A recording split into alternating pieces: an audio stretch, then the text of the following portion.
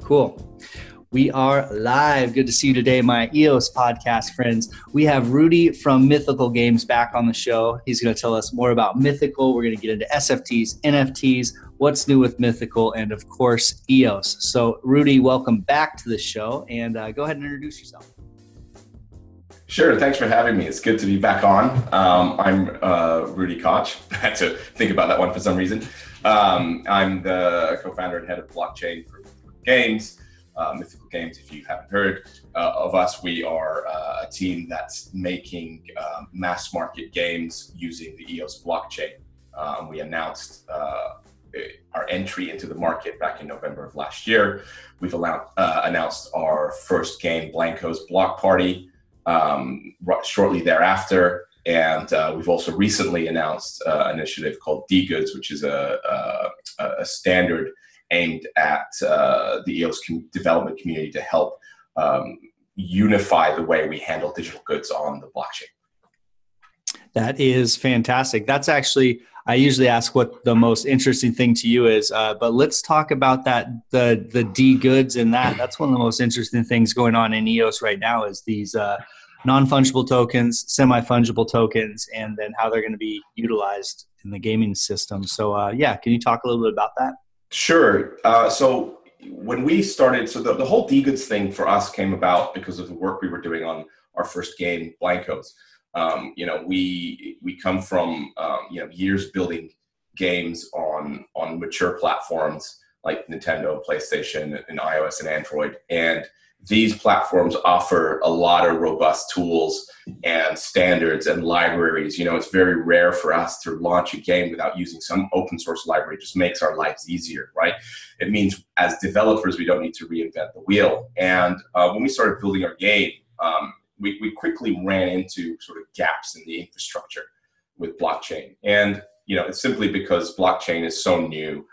EOS is so new. What is it, 11 months now? And when we were kicking off, it was even newer, right? When we were forming the vision for Mythical, mainnet wasn't even out. So, this is brand new tech, so it's understandable there's going to be gaps. It's still maturing, and, but these gaps are important to us because they're critical for us to be able to launch the game that we want to launch, and so, as a result of being in so early, we run into these issues, but there are also opportunities because they give us a chance to create those tools and, help provide some support for the development community at large. And so that's kind of how DGoods kind of started. We were, Blanco's Block Party is a collectible or a game that has aimed at the mass market, but has a collectible mechanic woven into it at its core. You collect Blanco characters. And they're tokenized, they're on the blockchain, and there's a whole series of other tokenized stuff around it that make up the core of sort of what we're trying to do with Blancos, and what we believe blockchain really does well when we add it to games. And so naturally we started prototyping the tokenizing of assets. We also started to look at what was out there. Is there any libraries or standards or things that we could lean on, which is a very sort of natural thing for developers to do. What's out there already? We don't want to have to reinvent the wheel if we don't have to, right? And we didn't really see anything. We didn't see a lot of anything that we thought really met our needs. There were some standards that were very narrow in scope. There was a few that had been announced, but they weren't, there was no date in terms of when they were coming out. And then we also saw a few that were sort of bound to a proprietary token. And I know sort of my current perspective on the proprietary token is that I find it a little bit prohibitive. And I know it's a bigger discussion than that. And it's an ongoing discussion, but I find requiring a proprietary token a bit too prohibitive because it kind of locks you into something maybe you don't want to be locked into as a developer. And so what we thought was missing was something that was comprehensive, that had a wide scope of solutions, or a wide scope in terms of what it addressed, and was also open source and free for developers to just use. And so we then sort of reached out to other teams. Scatter and EOS Links were the first two that we approached, and they saw the same thing. And then more and more teams kind of came out and said, yeah, we're seeing the same thing too. This is definitely a gap. Let's work together and put out something really comprehensive. And so what we had was the initial seed for DGoods, which was focused a lot around the stuff that we needed out of Blankos, which is a game. But digital assets can be so much more than that. And so it was really important for us to, if we're going to put out a standard that's meaningful to the community at large, it's got to be more than just games. And so what's been great about working with all the partners and collaborators that have come on board is that they've helped to widen that scope and make it much more comprehensive. And so, yeah, in a nutshell, we're all working together to put out an open source standard that we hope will sort of create some connective tissue within the development community and allow people to just focus on building great products instead of having to deal with, reinventing the wheel on some of these maybe low level complex kind of technical things. Yeah, that makes a lot of sense. And so I think I've seen Pixios probably came in to collaborate a little bit. Yeah. Is that an example of something that, they probably have a little bit different needs possibly than a game does, or is it the same? No, that's exactly right. They have a different set of requirements that they need, and it's really great to have them on board. Fred has a lot of experience with art and in the art world and knows that world really well and is trying to solve some really interesting problems that currently that industry faces. And what we're seeing overall, blockchain is coming in and adding value to a variety of industries. We are focused on games because that's what we know.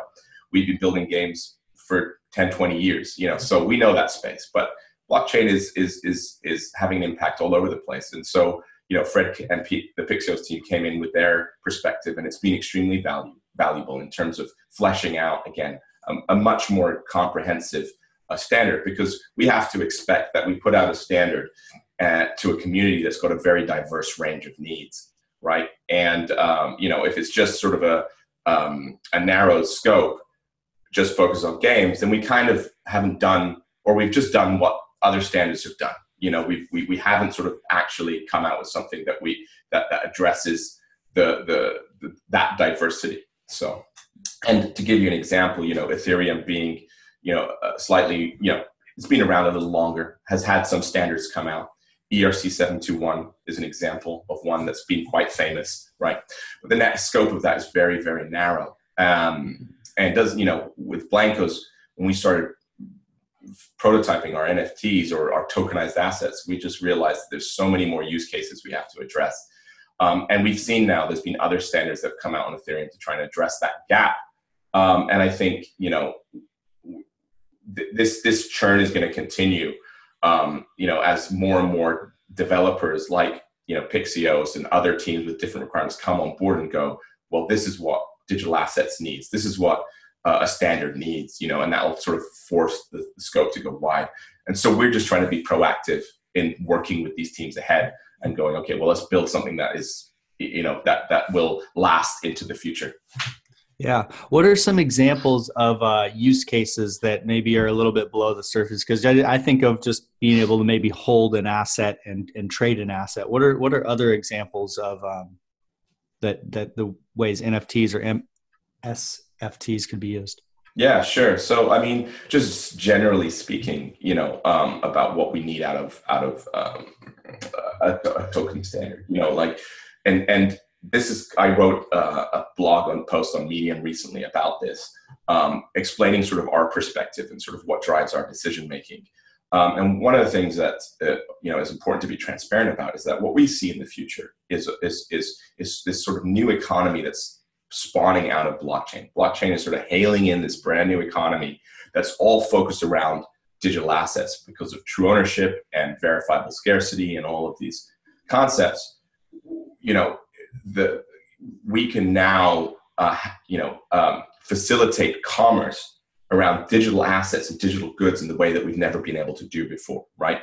And I think that's going to, So what I think is going to happen is that's going to bring in this sort of new economy where there's potentially hundreds of millions of assets. You're going to have dozens and dozens of successful games that have, hopefully millions of players. I mean, if we look at the gaming industry alone, you know, and you take a single game like World of Warcraft and the amount of assets that game has. Now think about that in terms of blockchain and having to commit all of those, and then think about 10 more games like that or whatever, right? And then you've got, you know, other applications in other industries on top of that. So we see this sort of future where there's this giant economy around hundreds of millions of digital assets being bought and sold and created on the blockchain.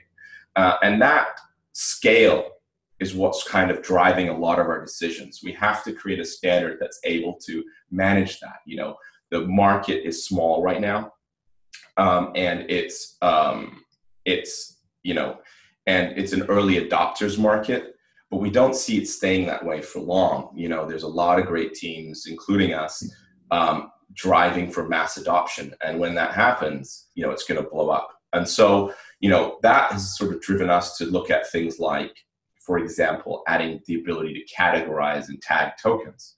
Mm-hmm. You know, you won't see that in other standards. And categorizing, tagging tokens is essential. It's going to be a big topic of discussion. Why do we need it? You know, like some apps are saying, some dApp developers are saying, well, we don't have that many right now. It's not necessary. Let's save on RAM instead. But from our perspective, again, we're kind of going, well, we do need to solve the problems of today, but we also need to solve the problems of tomorrow.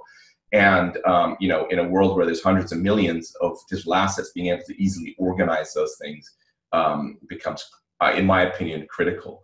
And so, yeah, we're adding in categorizing and tagging. We're adding the ability to handle fungible and non-fungible, and now SFTs, which I'll get to in a sec, because we realized that, okay, well, not everything is going to be 100% unique in our game, at least from a game perspective, right? Not everything. A game where everything is 100% unique is not interesting. You know, I open a loot box, I get the only one in the world, and then I open another loot box, oh, I got the only one in the world again. You know, and you keep doing that, and you're like, well, this is kind of boring. You look at, you know, games like World of Warcraft, you know, or any game that has loot. You know, the common loot, you get that for like 8 hours, and then you get something rare. It makes you feel amazing, right? Mm-hmm. And so in the world of games, you know, NFTs, you know, everything being 100% unique isn't overly interesting. So we needed a variety, and we needed the standard to be able to handle a variety. You know, like maybe your character is 100% unique, but the items, you know, the backpack and the helmet and whatever, you know, doesn't have to be unique. But you want to be able to handle this efficiently. So not only being able to handle those different types of tokens and digital assets and those different asset classes, if you will, but also being able to put them together and handle them all in one contract was super critical, right? Because we're trying to be efficient here. Again, looking at large scale, how do you manage volume, right, in an efficient way? Well, you don't want to be doing individual. If I wanted to sell you my character and everything that belonged to the character, I wouldn't want to execute a transaction for every single piece of thing that I had. You know, that's just bananas. So being able to put it all on one contract was really important. And that's a big piece of what we're doing. Another piece that's interesting is this concept of certificate of authenticity, where you know, this plays into the whole true ownership piece. Certificate of authenticity is basically giving developers a way to to certify an asset as the original, you know, okay, so that they can verify it. You know, like we don't know the lengths to which, I mean, we can see in the real world people going and copying and pirating and, you know, trying to create duplicates, and blockchain hopefully prevents that. But we wanted to give developers an extra way to be able to actually combat that. So a developer can say, hey, we can verify whether your certificate of authenticity is real. So if someone tries to duplicate the asset and try to sell it, you know, we could verify it for you. So giving the developers some tools around that, around true ownership, that's important. I've already mentioned this, but I'll go slightly a little further with it. Putting multiple tokens on one contract also includes the idea of non-fungible, fungible, and semi-fungible all together on one contract. You know, you're going to have lots of different subclasses of tokens. You know, if we look at blankos, you're going to have environment assets like trees and buildings, but they're going to be different than the characters and items and whatever. So we wanted to give developers a way to be able to have, okay, one contract with all of our stuff, but they can all be different and grouped differently, which is important, again, for keeping things organized. And then beyond that, I mean, we've got a long roadmap of things that we're adding that we haven't released to the public. A lot of, there's a lot of regular discussion going on within the collaborative teams of what's important. And, we're looking at things like localization, for example. What if you want a digital asset in multiple languages? A wallet wanted to display it, but doesn't want to display it in English, or wants to be able to display it in multiple languages. How do you do all that stuff? And then probably the biggest thing that we're working on that is public is the idea of metadata and asset types. We are coming at it from Blanco's perspective, which is a 3D game with 3D assets, but there are 2D assets. There are 2D art assets, 2D game assets. There are music files, movie files. I mean, concert tickets. Digital assets can mean a large variety of things, right? And so, we were trying to be efficient and not create this sort of giant sort of mess of a token that just sort of addresses everything and nothing all at the same time. We came up with the concept of metadata and asset types, where you could say, okay, well, Pixios just needs the 2D art asset type. So this is the metadata that I'm going to include with my token that I commit to the blockchain. But as Blancos, we're going to take the 3D asset type, and that's the component that we're just going to use. And this is cool because we get to infinitely expand on that. If someone comes in and goes, well, I have this requirement, and I want to use if I want to use DGoods standard, but the type isn't there. Well, great, just submit the type. It's a new type. Break down what you need and add it, and now you can use DGoods. And so that kind of flexibility to me is kind of incredible, because that is part of that is one of the core pieces of being able to support the diverse range of needs from gaming and, way beyond. Yeah. And there's another aspect. It sounds like once you get these hundreds of thousands, millions of different items, there's going to be some sort of marketplace to need to facilitate the trade for that type of thing. I would imagine. I saw that, and the reason I'm bringing that up, I saw that Crypto Lions was working on a NFT marketplace where they were starting to trade tokens. or NFTs. Have you seen that? And do you have any thoughts on that? Yeah, absolutely. So, the goal of DGoods is to provide there's twofold. One is to provide a connective tissue and unified development community around how we create digital assets on the blockchain, or how we handle digital assets on the blockchain. And this is important because if everybody's reinventing the wheel and doing it slightly different, then you end up with a massively fragmented market where nothing really connects. Bad for developers, bad for users. The other side of it is that our goal is to create liquidity as a result of creating that the connective tissue, right? Liquidity meaning that there's ways for digital assets to flow and the commerce of digital assets to flow, and that is really critical to what we're doing at Mythical. When we look ahead to launching Blancos and we're saying, hey, at the core of our game, you have all these collectibles and you can buy and sell and trade. Well, if there's no infrastructure to do that, or it's like you have to use this one exchange and this one marketplace to get this Blanco, but you can't use this other one, or you can't use this wallet or this other wallet. That's the fragmented market that I was talking about. And we've seen that in the past. This isn't new to games. We've seen in mobile, there was fragmentation, and it wasn't good for developers. It wasn't good for users. And so, I think for us, creating that connective tissue is about creating liquidity. And so what we're seeing as a result is, wait, a step before that, what we're doing as a result is threefold. One is we're creating a smart contracts implementation that's going to be open source to the community. That will allow developers to create tokenized digital assets on the EOS blockchain, right? I create the asset. The second part is we're going to be developing open source SDKs, right? And that will allow developers, like wallet developers. We're creating a wallet SDK, and we're developing or a variety of wallet SDKs for iOS and Android and different platforms. We're developing DApp SDKs as well for teams like us, products like Blankos and Pixios, and the goal here is to provide, and we're going to open source that. So the goal here is to provide developers with a starting point to be able to integrate with DGoods easily. Here's an SDK with all the calls wrapped up in it correctly. And you just, you integrate that with your DApp or wallet, and now you've got your DGoods compatible.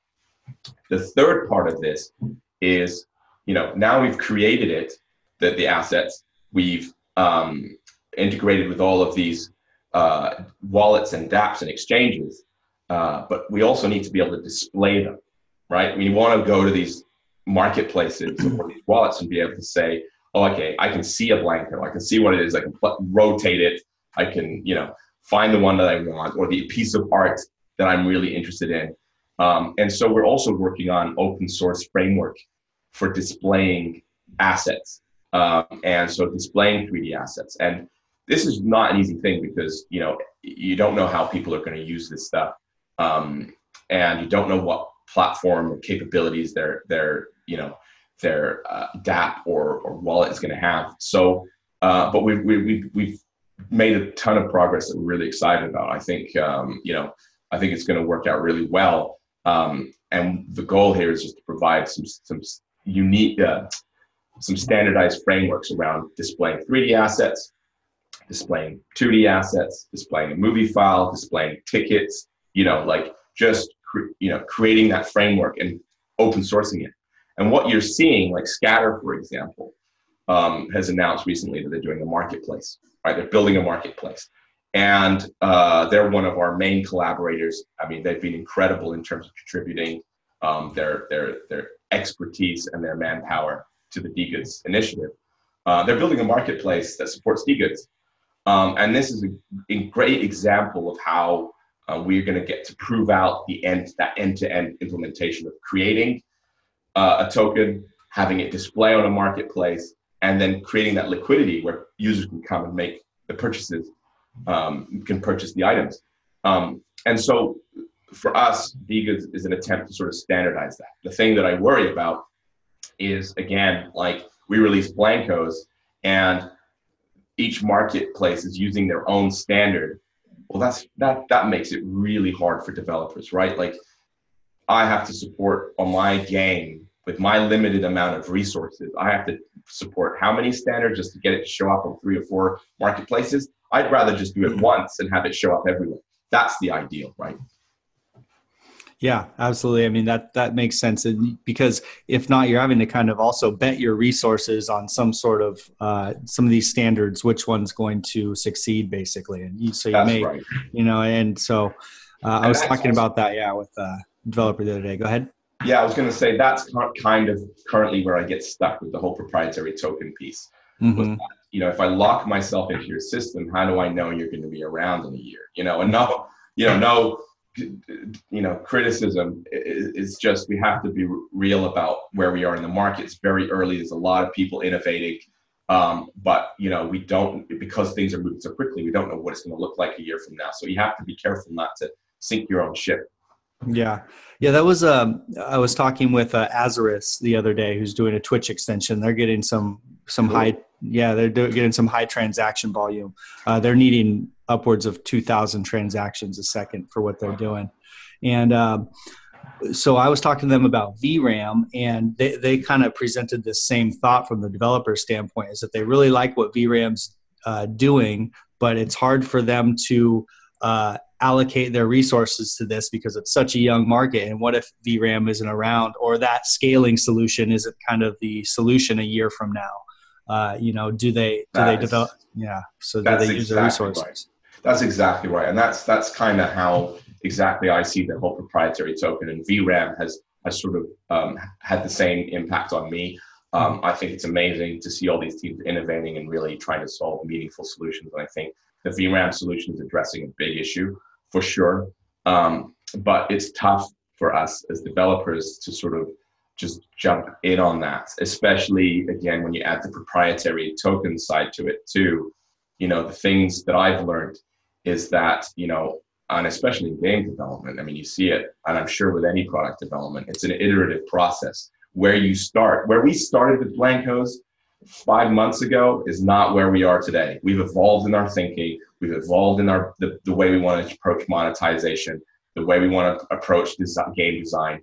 Those things change. And especially when you get it out to the real world, right? What if the business model changes? What if they realize there's a better solution? What if a 2.0 comes out? These are all things we have to unfortunately ask ourselves as much as we want to, be there and support the community. And I really think it's amazing, that to see this innovation, because it is moving the market forward. It just, the other side of it is that it makes it a little tricky for us to sort of know where to put our energy. Mm-hmm. Mm-hmm. Yeah, that's from the DApp developer is the shoes that people. It's rare that people put themselves in the DApp developer shoes. There's this really cool technology, but since most people aren't actually building the DApps, it's hard to think from that perspective. But it's a really really interesting perspective to consider it from. Yeah, I also think that too. We approach our all our initiatives with the mass market in mind. That's really our goal. We're going to drive mass adoption for blockchain and the addition of blockchain into games. And so, we have to, at every turn and every decision-making point, we have to consider what that actually means, right? And, if, for the example, from the DGoods perspective, it means millions of players, hopefully, and potentially, with hundreds of millions of assets. We have to plan for that, right? We also have to be careful not to put our game in a position where, it could fall over as soon as it gets some attention from the mass market. I remember working on World of Warcraft and Call of Duty, all the games I've worked on. We put an enormous amount of energy into failure tolerance and making sure the servers don't fall over when we get hit with 600,000 players,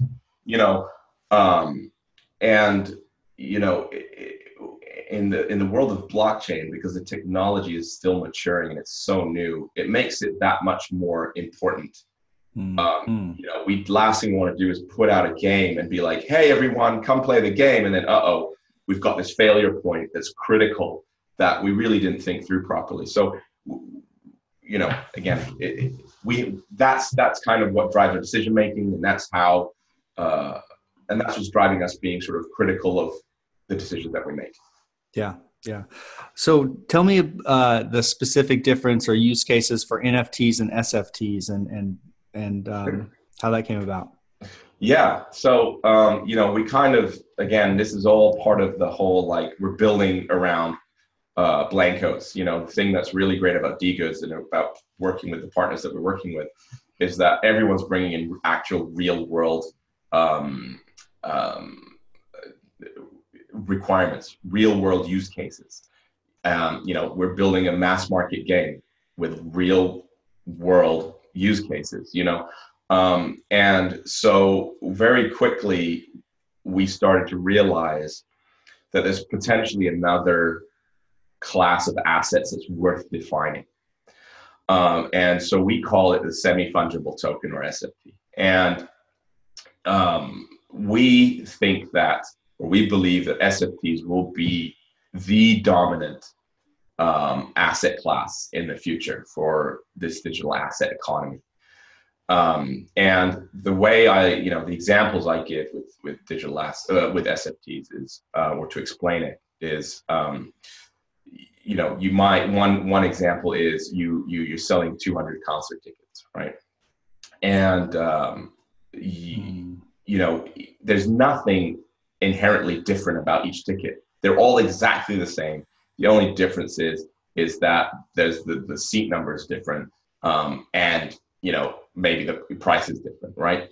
So NFTs have come to be known as this sort of one of a kind, 100% unique, right? And so the difference here is, and yes, technically SFTs, you could say they're NFTs. They're using the sort of same, underlying concept. But to the user, they're different. You're not advertising these tickets as one of a kind, the only one in the world. This is 100% unique. There's no reason for that, right? You're basically going, here's 200 tickets, and just pick whatever seat you want to go. Pick whatever seat you want. In the world of games, that applies too. Like not everything, like I said, is not interesting if everything's 100% unique. There's no chase. Like what am I chasing if everything's 100% unique? But if you look at the vinyl toy world, which is what Blankos is inspired by, you'll have limited runs of like 500, 500 or 5,000 or whatever, right? And people scramble to these, to like Comic-Con to find these. And that's called the chase. And that's suddenly interesting because if there's only 500 or 5,000 of something, then there's a chance I could get one. That's cool. And so, in that case, we would use semi-fungible token. There's 5,000 Billy Bones Blankos. And the only thing that's really different is that they have a different serial number. But they look the same, the characteristics are the same, the design is the same, the functionality is exactly the same. There's no difference between them. They have a different serial number. And we know from mass market games that we've made is that there's a very small group that really care about that, who will go, oh, one of 5,000. They're the hardcore, we call min-maxers, right? The general gaming population doesn't pay attention to that. They go, oh, I want that cool skin, or I want that, cool emote or sticker or whatever it is, and I'm gonna go and try and figure out how to get it. And so in those cases, we see SFTs being a good reason to define SFTs as a class. And like I said, I think we're going to be surprised at how much that SFTs are going to become a dominant thing in this sort of emerging economy. Yeah, that makes a ton of sense. Just that difference between something that's semi-rare in a game, there's a few thousand of them, and something that's one of a kind that's a great example. So you are on the way to South by Southwest, and you're going to be presenting Mythical and hanging out. And what's that all look like? I know that I saw Peanut traveling on your Twitter channel. So yeah, you got first class. I think, I don't know, you get wrapped up apparently if you go first class. Yeah, I was gonna say, that's a different kind of first class. It's first class like kidnapping, maybe. That's funny. So yeah, we're really pumped. The team's flying out tomorrow morning to get ready for the big party on Friday. The thing that's cool is that, and the thing that I like to reiterate is that from the minute that we sort of announced Mythical Games, our goal has been to drive mass adoption. That is what we believe is important, and that is what we believe we can really help with. We come from that world. We've made mass market games. We know what that takes. So let's combine blockchain into it and do it again, really. And so we set the tone when we launched or announced our game Blankos back in November, I think it was, at the Gamers' Choice Awards in front of millions of mainstream gamers. That set the tone in terms of what we plan to do. And we're continuing with that with South by Southwest to put our game in massive mainstream channels to really push that mainstream market. And South by Southwest, we're hosting the opening party for the game South by Southwest gaming track. I think somewhere I saw that we were like one of the top parties expected for the whole South by Southwest. Which is amazing. And, I've heard numbers like, we can expect, maybe about 5,000 people throughout the night to flow through this party. So we're really pumped. We've got a bunch of really cool activities. You saw Peanut all wrapped up. That's a hint at some of the cool stuff going on. We've got artists that are going to be out there. John Paul Kaiser, we announced a collaboration with him. He designed Orson, one of the Blankos that we posted on social, and Dan Lish as well has been designing a lot for us. And so we're going to have some artist stuff there. and a bunch of activities. We've got, we've already mentioned this, we've got card packs that you're going to be able to get when you're there, where you can basically get some of the blankos that are exclusive to South by Southwest. And then we've also got Questlove DJing from the legendary Roots crew, which I'm really excited about. I'm a huge fan of Questlove.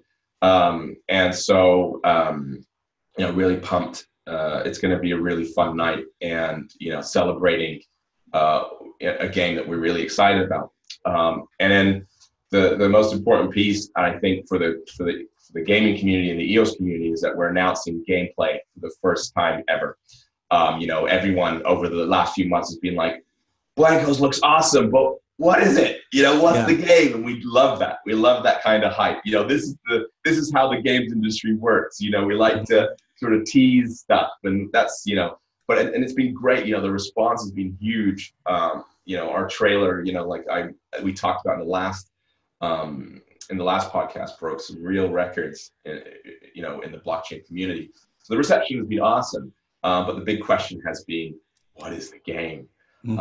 So we're revealing that in less than 2 days. That is fantastic. I'll be watching. Is it going to be live streamed, or what's that going to look like? For people to see the gameplay? Yeah, there's going to be some opportunity to sort of see things going on as they're happening. We're still working out the details in that, and that's going to be announced on our channels.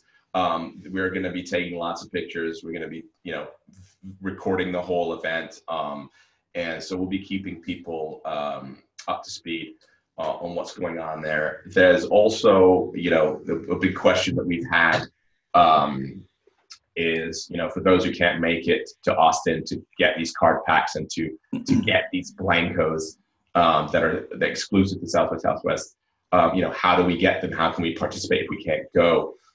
And so there are a couple of giveaways that we're doing to the community at large that will be digital giveaways of these exact same blankos that we won't be issuing again. So, look out for our social media channels. We'll be posting tons of information on that stuff. Cool. Yeah, I saw a couple contests.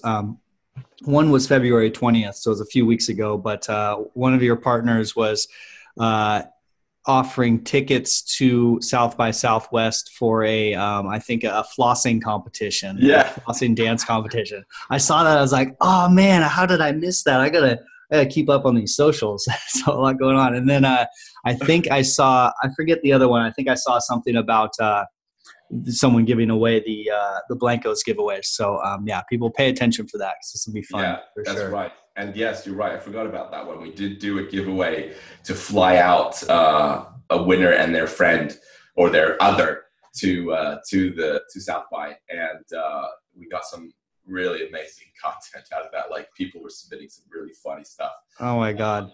And the winner, we announced the winner last week or earlier this week, I can't remember. And he's super pumped. Oh my God, I bet. So, we're really stoked. But yes, there will also be some digital ones as well for those who are outside of the US or can't make it to Austin. Mm-hmm.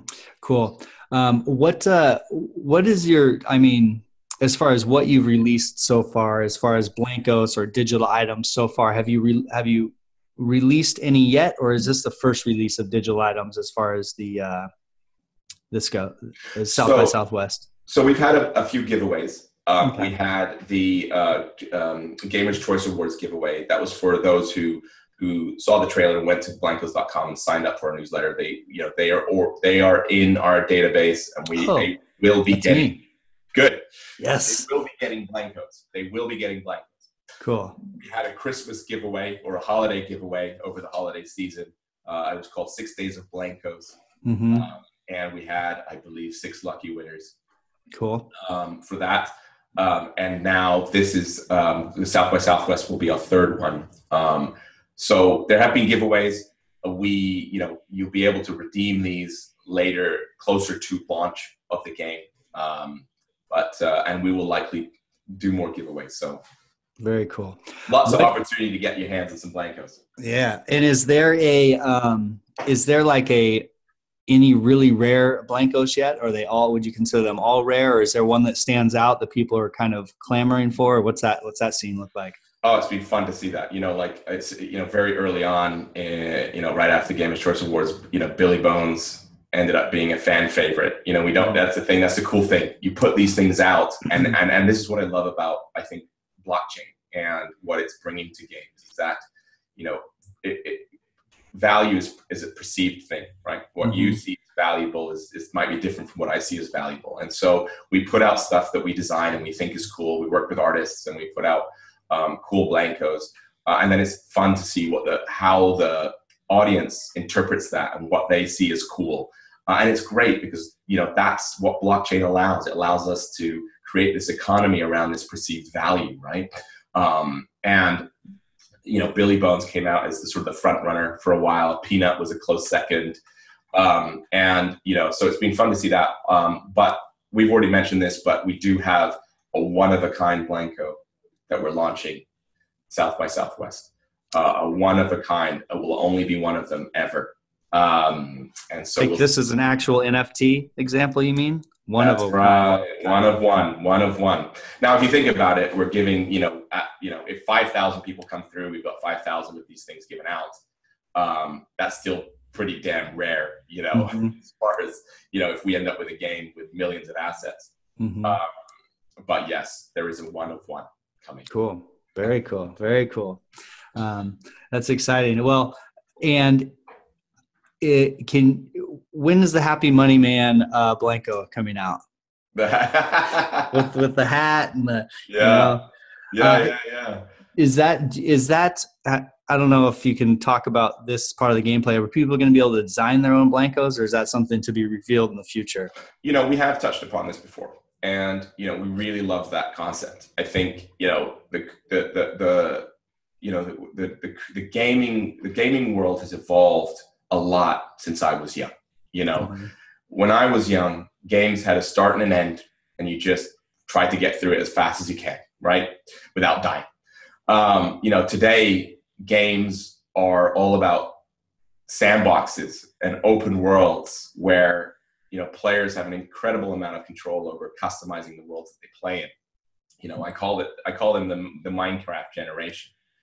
And so, customization and UGC and all this kind of stuff is really interesting to us. And I think the climate of the games industry right now is prime, is ripe for this kind of stuff.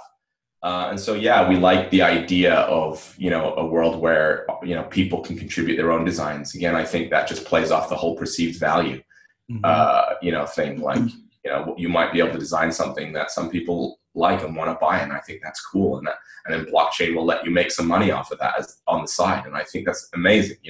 Like as an artist, you can, we've seen with CSGO and Team Fortress 2, people designing hats and gun skins and all that and making a living doing it. Blockchain now just allows us to facilitate that for any game. And in fact, allows us to monetize it much better because the smart contracts, people can get a cut every time something they designed is sold. And that's really interesting. So I think we're really interested in that concept, but it's not really, on the roster currently. Yeah. I didn't know about that. People designing gun skins and things like that are selling them and making a living off that. That's very cool. I had no idea. Well, the thing is, it's interesting to me, and this is sort of where the perspective that we come at from Mythical, a lot of these concepts aren't new. Like a lot of these concepts around buying and selling digital assets have always existed. For decades, gray markets, or what we call gray markets, have existed. These unsanctioned secondary markets. They've existed around games. As far back as Asheron's Call, which is a game launched in the late 90s. People were buying and selling items outside the game on eBay. Really? and other exchanges, and that has evolved. I mean, the secondary markets, or the gray markets around World of Warcraft, when I worked there, they were enormous, right? They were enormous. People were, it was insane. But, without blockchain, it was very hard to regulate this. And as a result, Blizzard didn't see a penny of any of that gray market. So there was no incentive for Blizzard to support it, or any devs to support it. They go, well, we're not seeing any money out of this. Why should we support it? It's just costing us because we have to keep the servers on, and they're going around us to buy stuff. They're also buying stuff without playing the content that we've made, So it just was more of a, it created this sort of dissonance that was really kind of more seen as a thorn in the side of the industry than it was something that we knew how to embrace. Yeah. And so these concepts have always existed. It's just been on the fringe and not really supported well. And this is where I think, from our perspective, blockchain really adds value, because we can legitimize these things. We can say to the developer, hey, you can benefit now in a gray market, because if you create a tokenized asset using DGoods, you can, you can say that after every sale, the developer gets a cut of that. That's cool. Then suddenly you're like, okay, yeah, you can go sell this wherever the hell you want. Go on. I'm, as a developer, I'm incentivized to facilitate a gray market or a secondary market, and that I think is really cool. So, yes, CSGO, there are artists making a living just making, and so that's not new to blockchain. It's just blockchain, in my mind, just streamlines that process. It supports that process. It fuels that process, and maybe enhances it and allows us to do it not just in these big blockbuster games that have the resources, but you can do it. We see it as an opportunity to do it in any game, which I think is cool. And then you combine that with the sort of the climate that I was describing, the Minecraft generation, that are all about customizing. And you can see how sort of blockchain coming together with games is such a perfect time. You've got this dissonance between developers and gray markets, and you've got this giant gaming community that's just like, I want to customize everything. I want a sandbox. I want to play in these open worlds, and I want to be able to easily get the stuff that I think is cool. Well, you can see how blockchain is kind of solving these challenges and fusing these worlds together. Yeah. And blockchain continuously is looking to align incentives. And this is a great example of how these incentives are becoming aligned, where in the past, developers may not have wanted to facilitate or like build or help the marketplace. Now, developers may even add to marketplaces or help them build marketplaces so that so there's more liquidity for their items if they get something for it. So very cool. Yeah, we created a sort of a parallel, compared it to back when game discs were being pirated a lot. It was a real challenge for the development community, because yes, you want more people to play your game, but if someone's buying the game secondhand, you as a developer don't see any money from that, but you still have to support that player. You still have to keep the servers on, and that's not free. And so that's an example of where, without blockchain, there was some dissonance between the developers and the community when it came to these kind of concepts. Yeah, and kind of a fun fact, I think that Brendan Bloomer came from a gray market with World of Warcraft. I think that he had a big. Did he? Yeah, I think that he had a giant even corporation with like hundreds or thousands of people mining gold within World of Warcraft and like selling it on a secondary market. I mean, dude, these things were huge. Yeah, they were like as big as some legitimate businesses, and if not bigger. Yeah. And it's no surprise to me that if he did, because then it's obvious why he gets what blockchain's all about. Yeah, and everyone go verify that fact. Yes, don't take it as truth. That's just some guy on the internet on the EOS podcast. But yeah, wearing my team jersey from World of Warcraft. Oh, nice. It's a warm sweater. Yeah, killer. Well, it's really cool to have, a team that's worked on mass adoption, World of Warcraft and Call of Duty, and these giant games that are recognizable. And yeah, it's so cool to see just the approach from such a mass adoption approach is just exciting for someone like me, just seeing all these dApps and all these things going on, everyone throwing spaghetti at the wall. It's like it's cool to have this one come in and go, hey, we've done this before, and kind of see it with these big events and things like that. It's really exciting. So yeah, awesome. And I'll say there's like there's a lot of teams that are that we're watching that are doing really cool stuff as well in the community. They're stretching and innovating and pushing the boundaries of what blockchain can do. And I think that's really cool and really interesting, and that inspires us. And we at Mythical, we come at it from the mainstream perspective and the mass market perspective, because that's where our team has come from. And I think together, as a community, we're really, building the foundation and the groundwork. And especially, a thank you to all the teams who collaborated on DGoods. It's all of these varying perspectives that have come together, to build the groundwork that will allow other teams to come in. More mainstream development teams will have a hard time, or might have a hard time, coming in and dealing with like low level technical things like RAM speculation, like writing a smart contract. The average game developer wants to make a fun game that has a cool story, cool characters, it's fun gameplay, has balanced multiplayer. These are the things a game developer is thinking about.